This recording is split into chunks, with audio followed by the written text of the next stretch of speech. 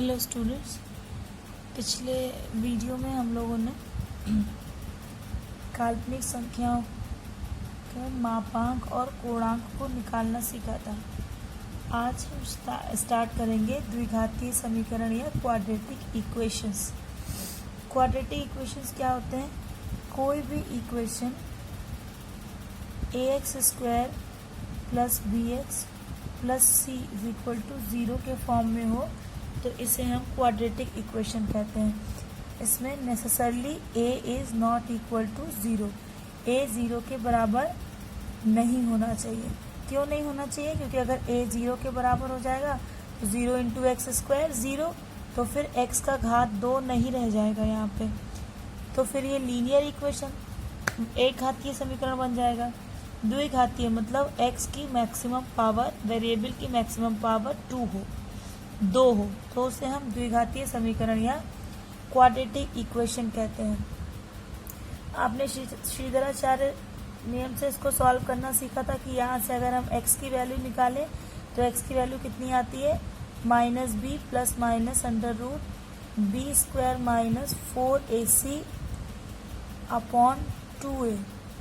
ठीक है, लेकिन ये जो इससे जो x की जो दो वैल्यू निकलेगी, दो वैल्यू कौन कौन सी निकलेगी?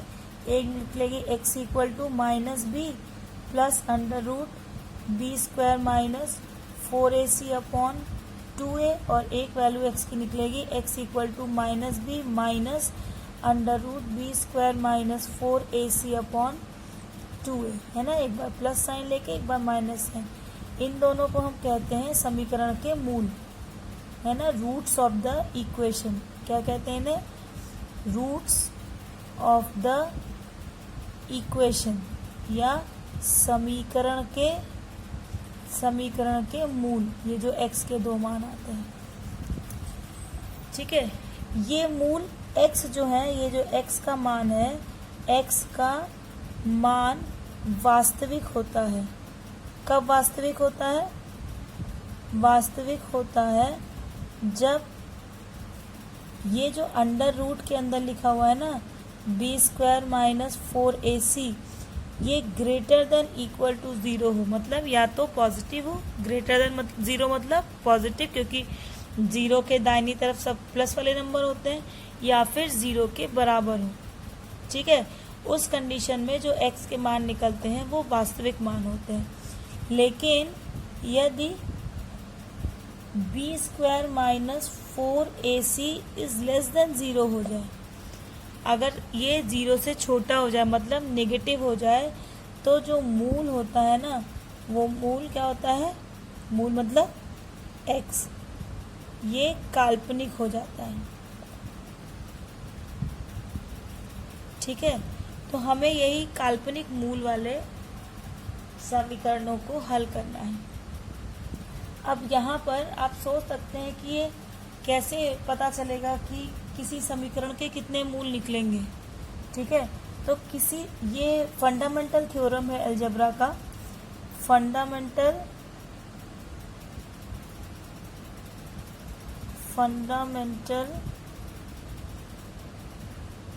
थ्योरम ऑफ अलजेब्रा, बीजगणित का एक फंडामेंटल थ्योरम है ये। आपको विदाउट प्रूफ, आपको प्रूफ करने की ज़रूरत नहीं होती है कि अ पॉलिनोमियल, अभी हम हिंदी में भी इसे बताएंगे, ठीक है, लेकिन इंग्लिश में भी आपको जानना चाहिए। A polynomial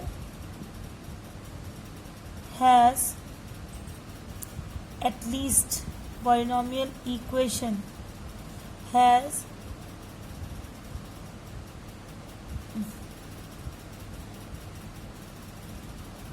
at least one root, मतलब किसी भी पॉलिनोमियल मतलब बहुपदीय समीकरण के, किसी भी बहुपदीय समीकरण के कम से कम एक मूल तो होता ही है। अगर एक घातीय है तो एक मूल, दो घातीय है तो दो मूल, तीन घातीय है तो तीन मूल। यानी अगर किसी समीकरण का, बहुपदीय समीकरण का डिग्री n है तो उसके n मूल निकलेंगे। अब n 1 हो सकता है, अगर एक घातीय है तो एक मूल निकलेगा, दो घातीय है तो दो मूल निकलेंगे, तीन घातीय है तो 3 मूल निकलेंगे एंड सो ऑन। ठीक है, तो यहाँ पर हम उन इक्वेशंस को देखेंगे, उन क्वाड्रेटिक इक्वेशंस को डील करेंगे जिनके मूल जो हैं वो वास्तविक नहीं होते हैं, काल्पनिक होते हैं। जैसे हम एक एग्जाम्पल लें एनसीईआरटी से कि x² plus x plus 1 is equal to 0। तो सबसे पहले तो हम यही देखते हैं कि क्या ये किसी और तरीके से, किसी और मेथड से हल हो सकता है। तो ये किसी भी उससे फैक्टर नहीं हो पाएगा। सीधे सीधे जब यहाँ हम निकालेंगे, इसे कंपेयर करेंगे किससे, ax² plus bx plus c is equal to 0 से, तो a equal to 1, b is equal to 1 and c is also equal to 1। ठीक है, x की वैल्यू क्या होती है, -b plus minus under root b² minus 4ac upon 2a। सबका मान रखो। -1 plus minus under root b² मतलब 1 का square 1 minus 4 into 1 into 1 upon 2 into 1। तो -1 प्लस माइनस अंडर रूट, ये 1 माइनस 4 होगा यानी -3 अपॉन 2। अब यहाँ पे -3 आ गया ना, हमें पता है कि -3 का हम स्क्वायर रूट नहीं निकाल सकते हैं। तो ये क्या करेंगे हम, -1 प्लस माइनस अंडर रूट, -3 को -1 इंटू 3 लिख सकते हैं upon 2, it is equal to -1 plus minus under root. -1 कितने की वैल्यू होती है, i² की, तो 3i² upon 2 it is equal to -1 plus minus root 3i upon 2। ये इसका आंसर हो गया। यहाँ पे x की पावर 2 थी, यहाँ पे हमें x के 2 मूल यानी 2 मान मिल जाएंगे। एक क्या मिलेगा, -1 प्लस रूट 3i/2 और एक मिलेगा -1 माइनस रूट 3i/2। ठीक है, तो इस तरह से हम उन क्वाड्रेटिक इक्वेशंस को लगाएंगे जो कि जिनके की वास्तविक मूल नहीं होते। एनसीईआरटी की एक्सरसाइज देखते हैं, एक्सरसाइज 5.3। एक्सरसाइज 5.3 फर्स्ट क्वेश्चन है x² plus 3 is equal to 0। तो x इक्वल टू कितना, x² इक्वल टू कितना हो जाएगा, -3। So x is equal to plus minus under root -3। फिर वही समस्या हो गई कि अंडर रूट के अंदर -3 की वैल्यू नहीं निकल पाएगी। तो it is equal to plus minus under root -1 into 3, it is equal to plus minus under root 3i² is equal to plus minus under root 3i। Answer हो गया। ठीक है, question number 7। Question number 7 is √2x² plus x plus √2 is equal to 0। √2x² plus x plus √2 is equal to 0। अब यहाँ पे इसे हम ax² plus bx plus c is equal to 0 से तुलना करें तो a equal to √2, b is equal to 1 and c is equal to √2। तो x equal to -b plus minus under root b² minus 4ac upon 2a। It is equal to -1 plus minus under root 1 का square 1 minus 4 into a की value है √2 into √2 upon 2 into √2। It is equal to -1 plus minus under root 1 minus 4 into √2 into √2 2 upon 2 √2। It is equal to -1 plus minus under root 4 2 ज़ा 8 plus 1 minus 8 is -7 upon 2 √2। It is equal to -1 plus माइनस, अब -7 है, -7 मतलब -1 into 7 और -1 की value i², सो ये हो जाएगी √7i अपॉन 2√2। ठीक है, इस तरह से आप इन इक्वेशंस को सॉल्व कर सकते हैं।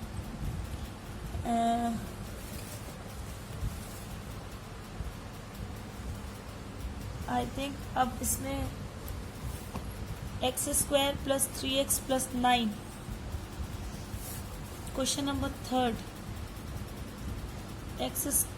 Question number third, x² + 3x + 9 = 0, a = 1, b = 3 and c = 9। x = कितना होगा, -b ± √b² - 4ac upon 2a। It is equal to -3 ± √3 का स्क्वायर करेंगे 9 माइनस 4 इंटू a, 4 1 ज़ा 4 इंटू 9, 4 9 ज़ा 36 अपॉन 2a मतलब 2। सो -3 ± कितना हो जाएगा, -17 27 अपॉन 2। तो x = -3 ± √27 और -1 का i हो जाएगा upon 2। So you can take 3 as common also. Let me check the answer. Answer मिलाने दो तो फिर हम देखते हैं इसको फर्दर सॉल्व करने की ज़रूरत है या यहीं छोड़ दें।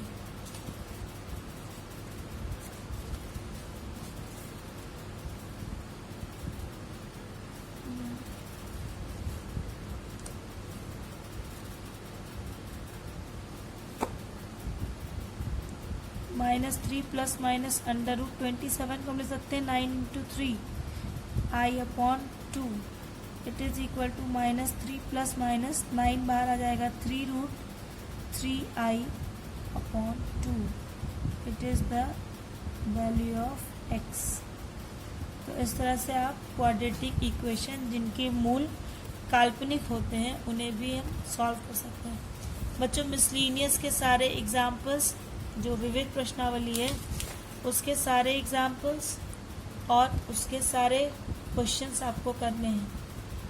ठीक है, जैसे मिसलिनियस का एक एग्जाम्पल हम लेते हैं कि find the modulus and argument of the complex number, है ना। एक कॉम्प्लेक्स नंबर दिया है, ये कॉम्प्लेक्स नंबर दिया है और इसका हमें मापांक और पूर्णांक निकालना है।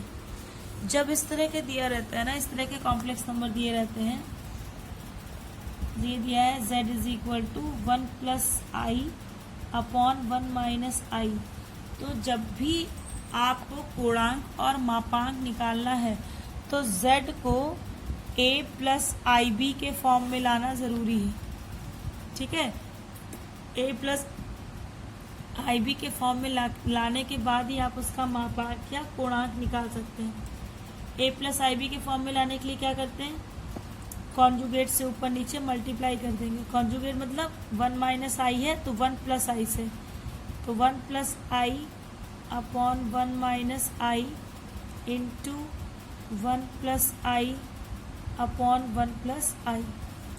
So it is equal to इसका स्क्वायर हो जाएगा 1 + i का स्क्वायर अपॉन ये a + b a - b है ना, a² - b², 1 - i 1 + i, तो 1 का स्क्वायर माइनस i का square.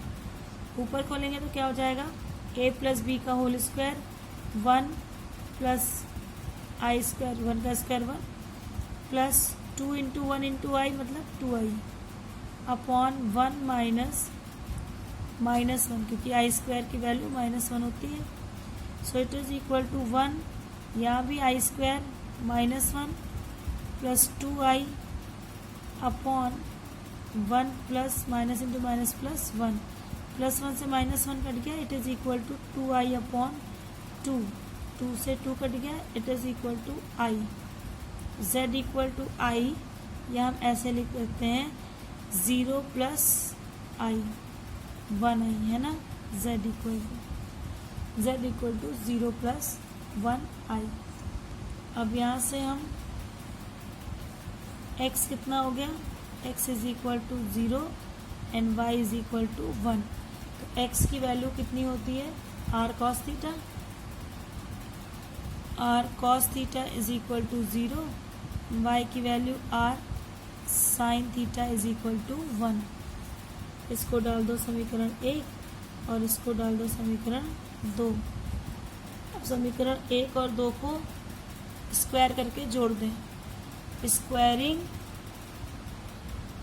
And adding equation 1 and 2 क्या हो जाएगा, R square cos square theta plus R square sine square theta is equal to 0 plus 1। LHS में LHS जुड़ जाएगा, RHS में RHS, 0 का स्क्वायर 0, 1 का स्क्वायर 1। अब यहाँ से आर स्क्वायर कॉमन ले लें तो cos square theta plus sine square theta is equal to 1। तो cos square theta plus sine square theta 1 होता है, यानी R square equal to 1। So R is equal to under root 1।